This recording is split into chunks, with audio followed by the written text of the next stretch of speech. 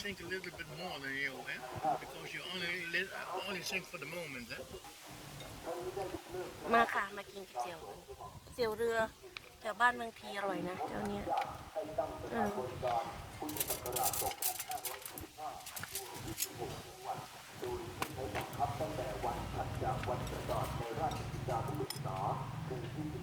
I'm proud of you. You know?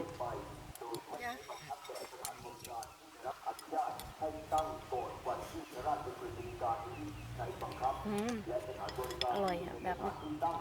คือเขาปรุงมารสชาติโอเคอ่ะ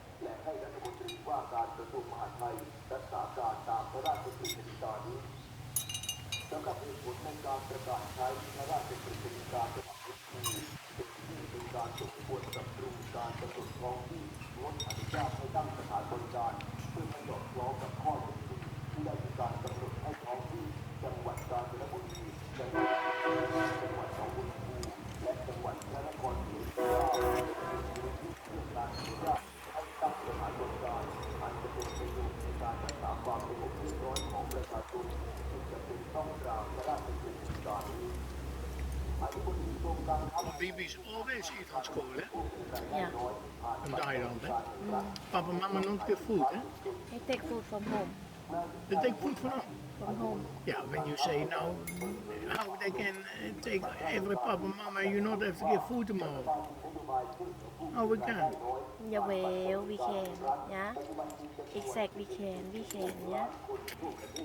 โดยมอบให้กระทรวงพาณิชย์ดำเนินการจัดหาร้านเข้าร่วมโครงการเป็นร้านค้าโรงฟ้าประชารัฐกระจายให้ทั่วถึงในพื้นที่จำหน่ายสินค้าราคาต่ำกว่าท้องตลาดเพื่อลดค่าครองชีพให้แก่ผู้บริโภคอย่างถาวร Deze noedels is very lekker. Nee? Nee, maar very lekker. Oké? นอกจากจะเป็นการช่วยเหลือผู้มีรายได้น้อยโดยตรงยังเป็นการช่วยร้านค้าปลีก Waar is die man aan het kletsen? Wat is de metal there? Ik weet het niet hoor. Tell he be quiet. Tell zelf. Then they threw me to jail. What do? Shit. นอกจากนี้ยังมีสินค้าที่มีความจำเป็นต่อการดำรงชีพสินค้าเกษตรสินค้าโอท็อปสินค้าวิสาหกิจชุมชนอีกจำนวนมากสำหรับยอดขายของร้านโรงฟ้าประชารัฐผ่านบัตรสวัสดิการแห่งรัฐนั้นตอนนี้มียอดสูงขึ้นถือว่าการดำเนินงานของรัฐบาลที่ผ่านมาประสบความสำเร็จสามารถช่วยเหลือผู้มีรายได้น้อย Dirty hand. Yeah. จัดโครงการให้ความรู้นักเรียนรุ่นใหม่ Not on my phone, eh? Kan loyal. สำนึกความปลอดภัยทางถนนและพัฒนาศักยภาพการขับขี่รถจักรยานยนต์อย่างถูกต้องและปลอดภัยให้เยาวชนตั้งเป้าปี 2562 ออกไปขับขี่ให้นักเรียนม.ปลายและอุดมศึกษากว่า 20,000 รายนายธีรพลถาวรสุภเจริญอธิบดีกรมการขนส่งทางบกเปิดเผยว่าผู้ที่ความสูญเสียจากอุบัติเหตุบนท้องถนนกรมการขนส่ง เดี๋ยวถ้าพี่ผู้หญิงเขาว่างแล้วเขาก็เดินมาหาหนูหนูจะถามอะไรกัน ความปลอดภัยบนท้องถนนอย่างต่อเนื่องโดยมีงบประมาณ Heb je nou gekocht voor je? กรมการขนส่งทางบกมอบหมายให้สำนักงานขนส่งทุกแห่งทั่วประเทศบูรณาการร่วมกับสถานศึกษาและ ขอท่า ในพื้นที่จัดโครง Goed การ zo. You not order there now? I order for mama and Tang. Daar. Daar. En dit is ook voor Tang. Huh? En dit ook voor Tang. Nee, I order daar met voor Tan. Voor Tang. Met ma. En voor wie is dit Voor dan? die cha. Cha. Oh, cha. You ask woman or you ask man? What you ask now? Yeah, I want to know back, that's all. Let me eat actually. Huh? No, no, stick. ยังมีการสร้างความตระหนักและส่งเสริมให้นักเรียนนักศึกษาปฏิบัติตามกฎหมายได้อย่างถูกต้องโดยจะมีการอบรมให้ความรู้เกี่ยวกับเครื่องหมายจราจรกฎหมายว่าด้วยการจราจรทางบกและกฎหมายที่เกี่ยวข้องกับการขับรถอย่างถูกต้องและปลอดภัยวิธีป้องกันอุบัติเหตุมารยาทในการขับรถความรู้เกี่ยวกับการดูแลและบำรุงรักษารถเบื้องต้นเพื่อเสริมสร้างให้ผู้ขับรถปฏิบัติตามกฎจราจรเพื่อความปลอดภัยซึ่งเป็นหลักสูตรเกี่ยวกับการขอรับใบอนุญาตขับรถที่กรมการขนส่งทางบกกำ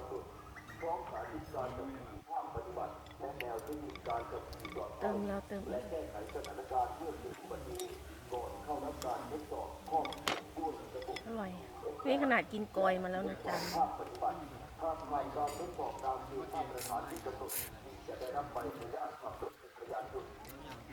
สำหรับโครงการดังกล่าวคาดว่าจะมีนักเรียนนักศึกษาเข้าร่วมโครงการรวมทั่วประเทศกว่า 21,000 คน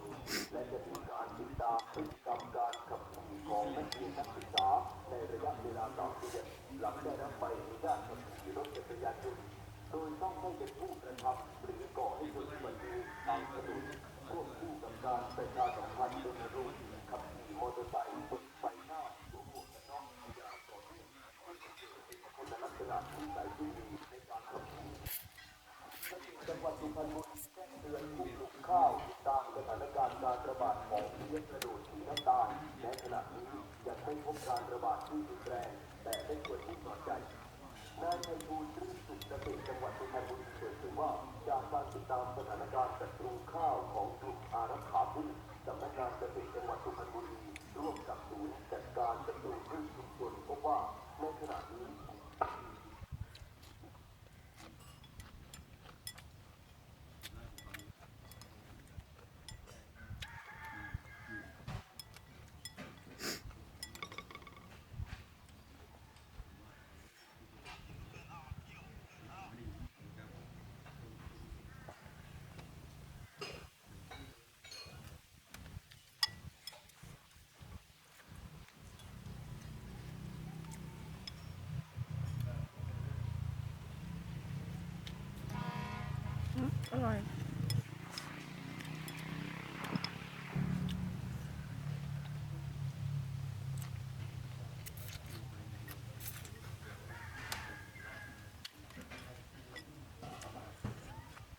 อร่อยนะคะกินก๋วยเตี๋ยวเรือเมืองทีก็อร่อยนะอยู่แถววัดเมืองทีวัดเมืองทีก็คืออยู่แถวบ้านเอ๋นั่นแหละ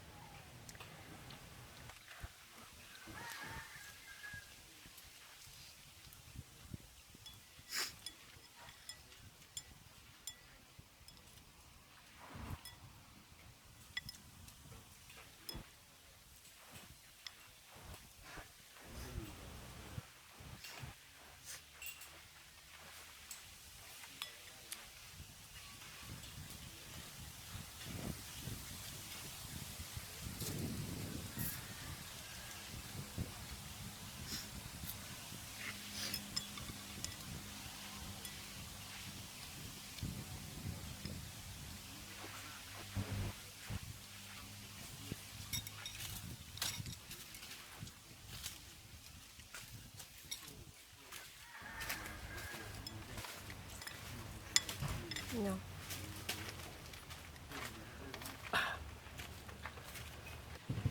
ว่าจะคุยกับแม่ค้าเปิดก็จะหมดแล้วเราไปดูคุยกันว่าจะเลี้ยงก๋วยเตี๋ยวเด็กๆคุยราคากันแต่แล้วยังไม่ได้คุยกับครูเลยเพราะเราไม่ว่างเราเพิ่งจะว่างวันนี้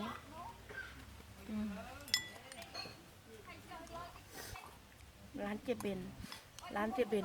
เมืองพี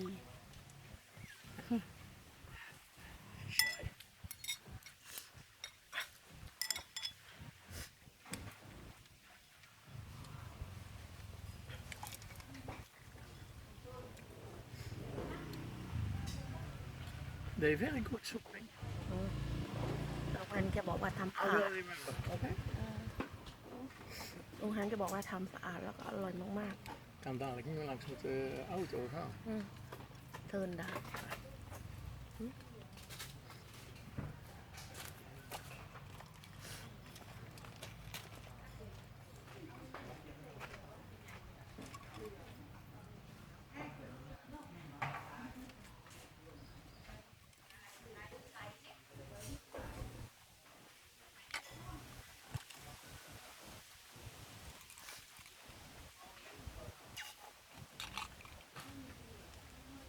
And how much you have to pay?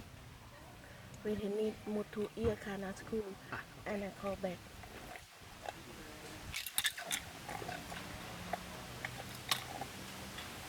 Yeah, Pontje is oké toch? yeah, one good idea. Hè? A good. Goed idee.